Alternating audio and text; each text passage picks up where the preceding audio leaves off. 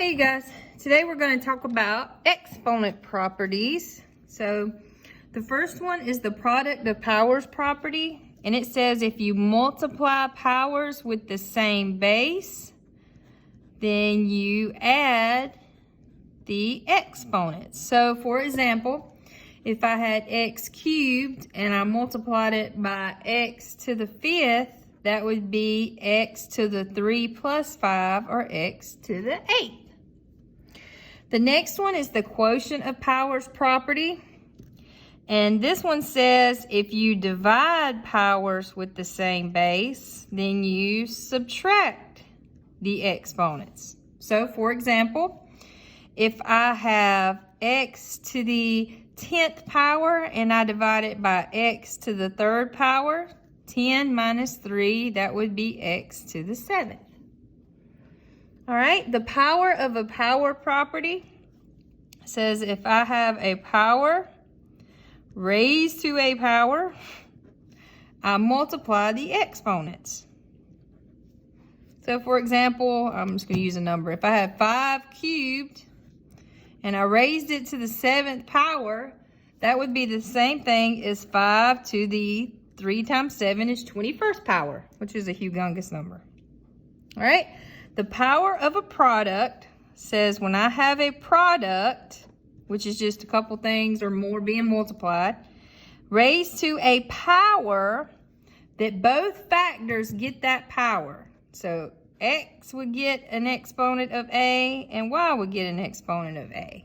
Or for example, if I had m n to the 3rd, that would be the same thing as m to the 3rd and n to the 3rd. You just share that exponent with each factor. And it could be more than 2.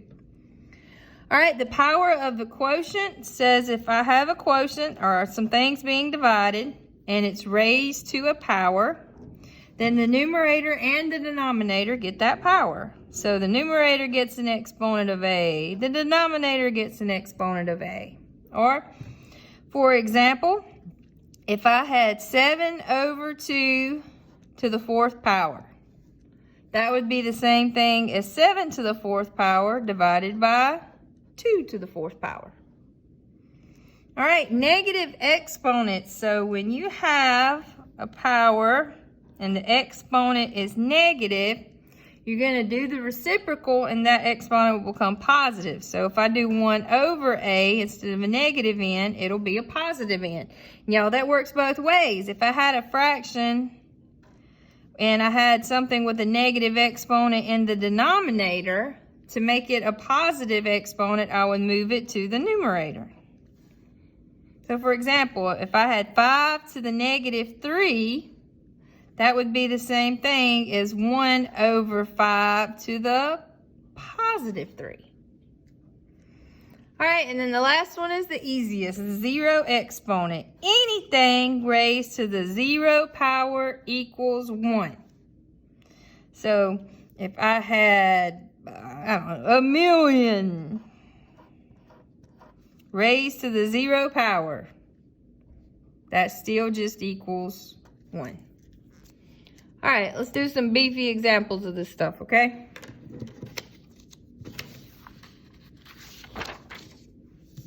All right, let's look at the first one. We have 5 cubed to the 4th power. So a power to a power, you multiply. So 3 times 4 is 12. And that's it. Anything raised to the 0 power equals 1. Not been bad, right?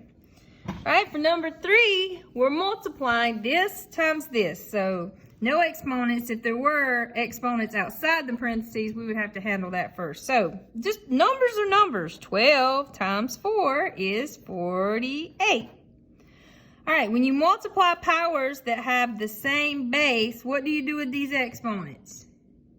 You add them. So what is 3 plus negative 5?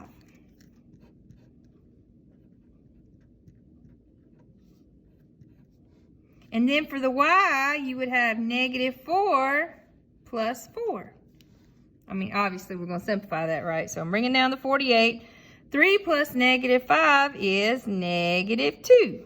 And negative 4 plus 4, that's 0. We got to do some more simplifying. First, I can't have negative exponents. That's a naughty no-no. So to get rid of it, he's got to move on down.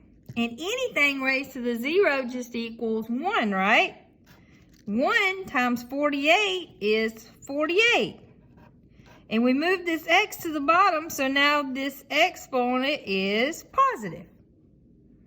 If you change the y to the 0 to 1, you would just multiply. 1 times 48 is 48. Can't have a negative exponent, so to make it positive, we do the reciprocal, move it to the denominator. Okay? Let's do some more. We got CD to the 5th divided by c cubed d to the 9th. So let's just look at these one at a time. You got c, well, I don't see an exponent, so what exponent's there? 1. And when you divide, you subtract. So 1 minus 3 would be negative 2. And then 5 minus 9 would be negative 4. I can't have negative exponents. You guys got to get on out of here. Whoops-chow. Reciprocal. So 1 over c squared d to the 4th. I'm going to show you another way to kind of think about this. So cd to the 5th would be the same thing as 1c times d. Right? That's 5 d's.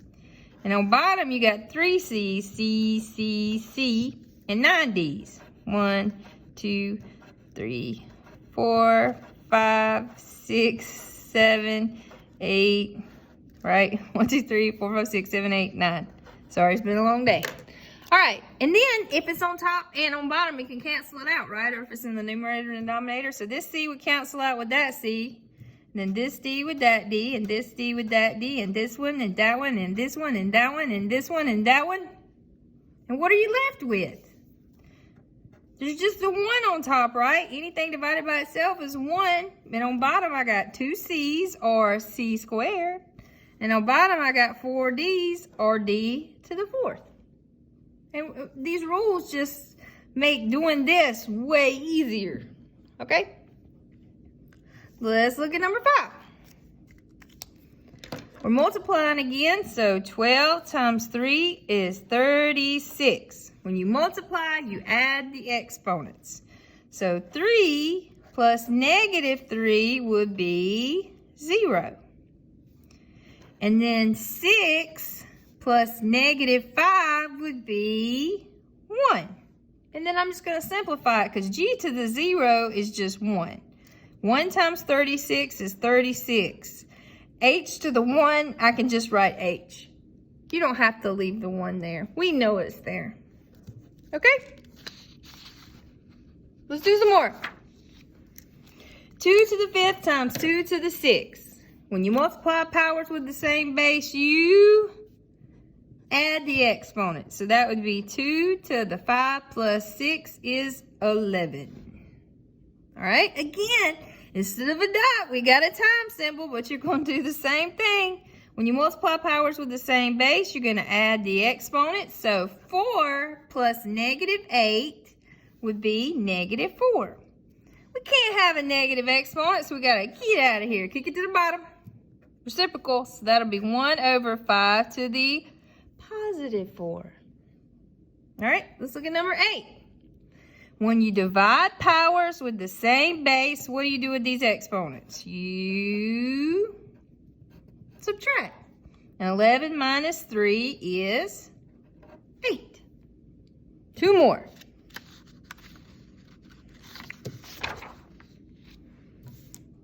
All right, let's look at this one. Just take it one piece at a time, like Johnny Cash. All right, so first we got 16 over 4, or 16 divided by 4. 16 divided by 4 is 4. Let's look at the A's.